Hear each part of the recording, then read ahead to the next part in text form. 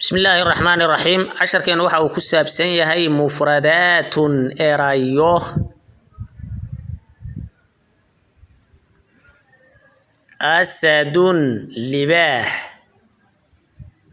asadun libah baqaratun sa' taysun urgi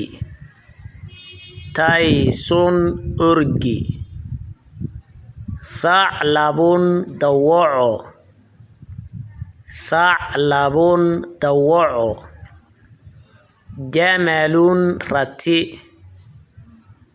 jamalun rati hablun xarig